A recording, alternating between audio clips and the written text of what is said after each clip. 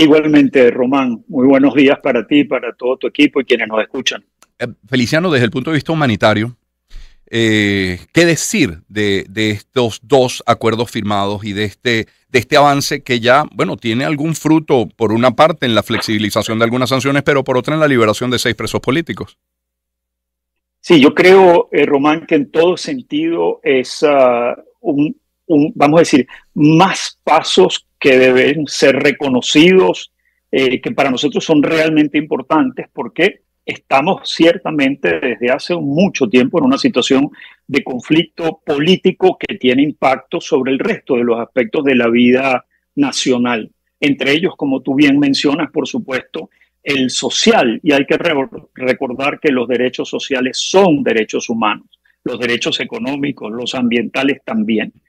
En ese sentido, aunque, digamos, lo firmado ayer tiene más que ver con las garantías, la protección, las condiciones para los procesos electorales, cosa que es importantísima porque una vez más el derecho a la participación en asuntos públicos, todo esto que es parte, digamos, del conjunto de los derechos civiles y políticos, bueno, es de mucha importancia que también encuentren protección, reconocimiento y protección. Ujú. Por otro lado, esto que acabas de mencionar y que, como había dicho oyendo ayer en el programa a Gerardo, pues forma parte de la agenda, pero no se ha dicho, no está escrito, la liberación de personas que están detenidas, que han estado detenidas, que no han tenido todas las garantías del debido proceso es importantísima. Esperamos oír más, Román. No puedo dejar de mencionar a nuestro compañero Javier Tarazona, a nuestro amigo Gabriel Blanco y sus Ujú. compañeros de sindicalistas también, celebrar, por supuesto, las liberaciones de ayer, entre ellas Roland Carreño, todo esto, pero que forme parte de este proceso de negociación y de acuerdos, Román, es importantísimo. Hay todavía en Venezuela las condiciones para que a través justamente de estas conversaciones, de negociaciones que son muy complejas, estos silencios tienen todo el sentido también, una vez más, porque para que rindan fruto no todo puede ser completamente abierto, pues hay momentos en los que hace mucha falta que estas conversaciones avancen con, digamos, de esta manera incremental, como está dicho también, pero bueno, que requieren esos espacios posibles, ¿no? Yo creo que desde el punto de vista de lo humanitario, Román, eso sí nos ha preocupado, lo hemos hablado tú y yo. Ujú.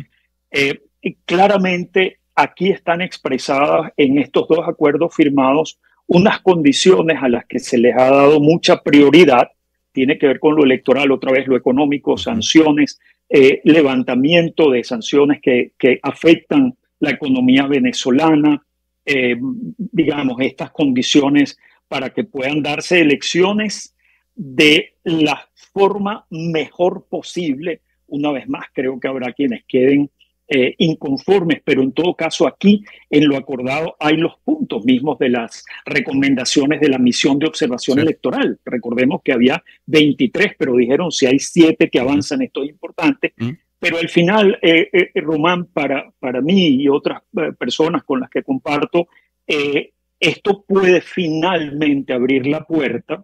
Ojalá no hubiera tenido que esperar, pero puede finalmente abrir la puerta a que ya haya las condiciones para que el Fondo Social eh, pueda ponerse en marcha. Y aquí, Román, una vez más, pues esto tiene que ver con la vida, la salud de nuestra población, con la educación, con el derecho a la alimentación y como también se ha hablado, los temas que tienen que ver con infraestructura básica, como por Mm. ejemplo la electricidad.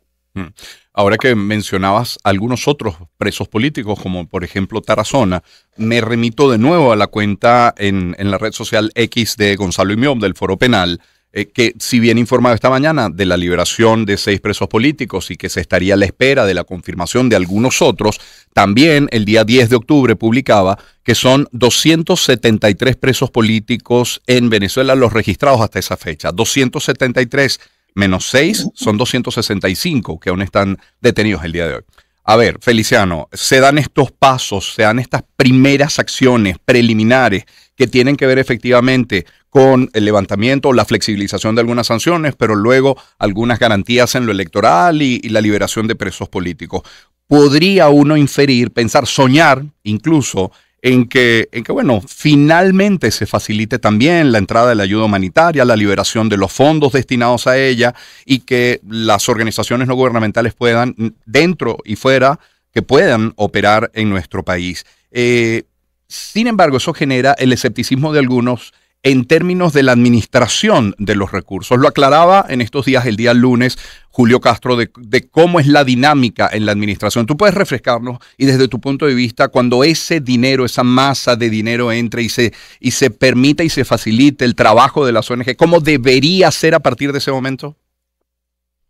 Mira, esto va en dos sentidos, Román, porque incluso desde el punto de vista de lo que son las sanciones generales sectoriales, y, por ejemplo, si hubiera las posibilidades de establecer unos mecanismos de relación con el Estado venezolano, yo siempre llamo la atención sobre una orden ejecutiva de agosto de 2019 que fue terrible para el país, incluso para poder trabajar en lo humanitario, porque, digamos, obstaculizaba esa relación incluso con el Estado, no solo con el gobierno, con el Estado, es decir, con el sistema de salud, con el sistema educativo, pero digamos, poniendo eso que tiene que ver con la movilización de recursos del país en general.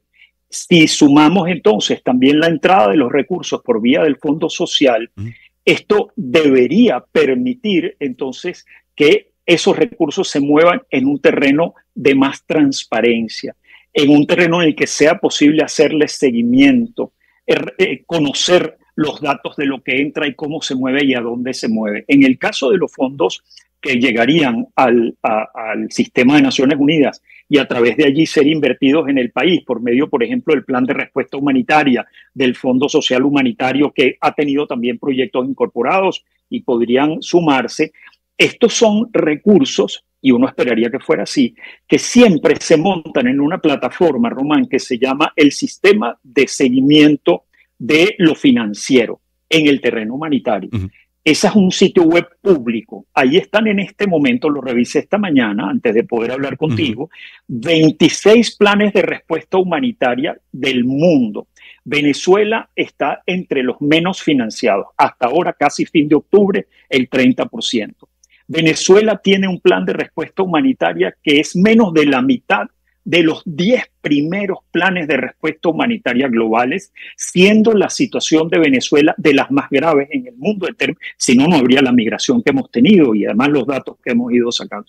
De manera que si entran estos recursos, que no serán quizás esto que se ha hablado de los 3.000 millones de una vez, pero pudiera ir de manera otra vez incremental, como se ha dicho, llenándose ese fondo, ya están allí sobre la mesa, dentro del plan de respuesta humanitaria y fuera, porque hay muchos que no trabajamos por medio del plan de respuesta humanitaria, ya están allí una serie de programas para atender las necesidades de la población que se verían realmente beneficiados. Por eso es que, te digo yo, para mí esto es importantísimo, Román. Y por cierto, revisando números esta mañana, fíjate, de la meta que ha tenido Naciones Unidas con el plan de respuesta, de alcanzar en este año, que hablaban de 5.4 millones de personas, hasta agosto solamente se había podido atender a 1.7 millones. Es decir, realmente nos hacen falta recursos para invertirlos en estas áreas que están comprendidas dentro del plan de respuesta humanitaria y eso, por supuesto, no impide que los recursos que puedan fluir a la nación, al Estado, no sean invertidos también en esas áreas. Y eso será parte de las exigencias que como sociedad civil estaremos haciendo para el uso de los fondos, ¿no? Claro, en paralelo. Pero sí, sin duda, Román, yo te digo, cuando uno oye que es posible llegar a estos acuerdos, que se han sentado, que se están dando la mano, sabiendo todo lo que hay de desafíos por delante, yo no puedo sino alegrarme por el país, por nuestra población, por nuestras posibilidades hacia el futuro, otra vez de volver a la senda del desarrollo, una democracia con instituciones fuertes y con las garantías a los derechos humanos. Sí, todavía si hay alguien a quien le vence el escepticismo y las justificadas dudas que pueda tener, póngase hoy por un minuto, póngase hoy nada más por un instante en los zapatos de Roland o de Juan Requesens o de su familia o de sus más allegados. Creo que es un lindo gesto que podemos hacer para intentar ver desde otra perspectiva la realidad de nuestro país. Feliciano, siempre agradecido y era para nosotros muy valiosa tu aproximación, tu percepción de estos acuerdos el día de hoy.